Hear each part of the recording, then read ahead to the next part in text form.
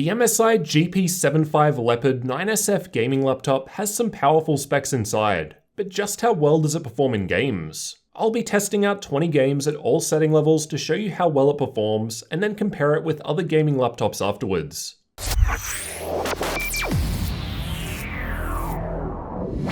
Just quickly before we jump into the benchmark results, I'll cover off the specs in my unit. I've got the 9SF model, so we've got an Intel i7-9750H CPU, NVIDIA RTX 2070 graphics, no Max-Q here, and 16GB of memory running in dual channel. The GP75 is available with different specs though. You can find examples and updated prices linked in the description. The MSI Dragon Center software allows you to enable turbo mode, which basically overclocks the GPU by 100MHz on the core and 200MHz on the memory. And I've tested with this enabled as well as cooler boost, which sets the fan speed to maximum. We'll only be covering gaming performance in this video, so if you're new to the channel, you'll definitely want to get subscribed for the upcoming full review.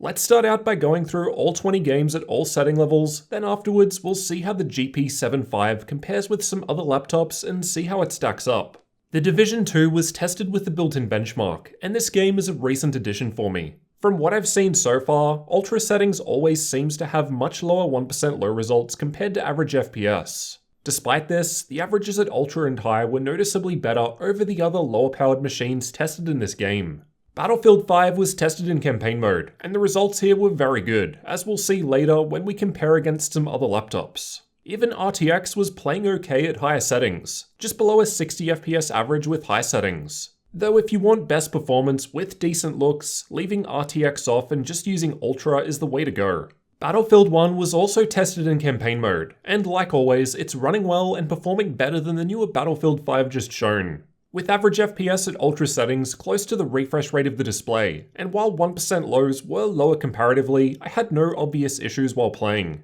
Apex Legends was tested with either all settings at maximum or all settings at the lowest possible values, as it doesn't have predefined setting presets.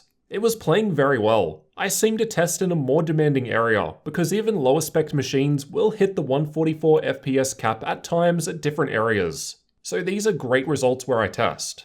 Shadow of the Tomb Raider was tested with the built-in benchmark, and the results here are again quite good, though a bit lower at lower settings compared to even lower spec machines, which seems to indicate possibly lower CPU power in games while the powerful GPU holds it up at higher settings. Far Cry New Dawn was tested with the built-in benchmark. This game seems to be fairly CPU heavy, and while we're not seeing much higher results compared to other lower spec laptops, the extra GPU power does seem to help more at higher settings. Far Cry 5 was also tested with the built-in benchmark, and the results were ahead of the newer Far Cry New Dawn just covered, and we'll see how this one compares to some other laptops later.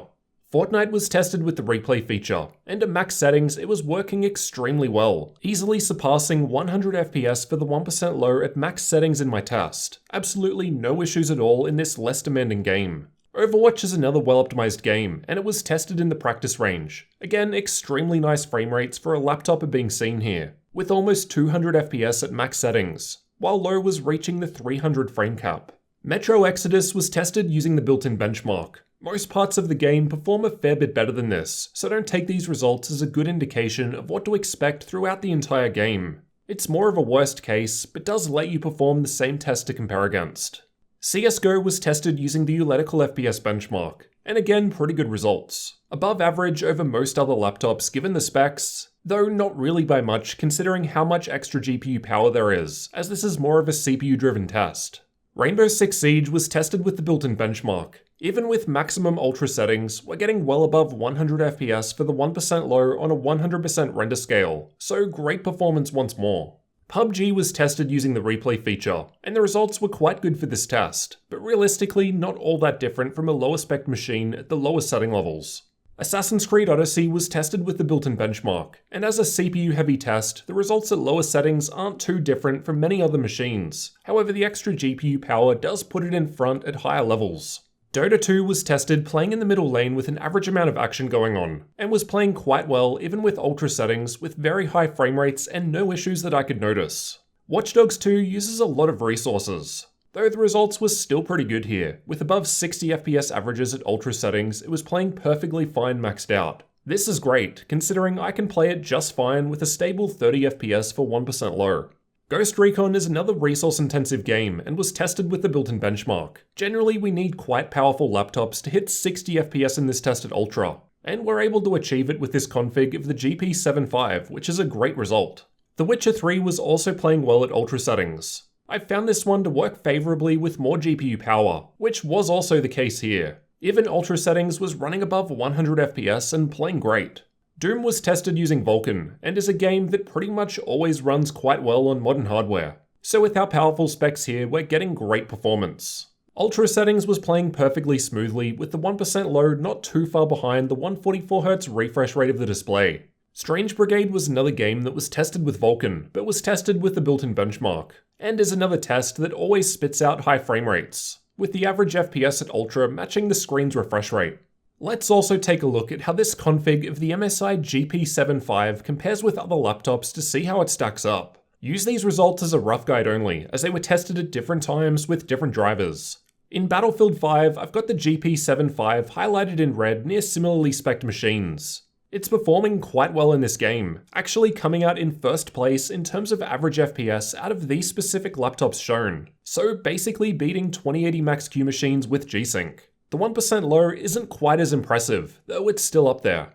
These are the results from Far Cry 5 with Ultra settings in the built-in benchmark. Again, we're seeing great results here, with the GP75 coming in at third place. It's behind the Razer Blade Pro 17 with a Max-Q 2070, but keep in mind it's running with a much higher than normal power limit for the GPU. Is also overclocked, but also has the CPU undervolted by default. Otherwise, the 1% low was in second place out of all machines, and still outperforming MSI's GS75 with 2080 Max-Q.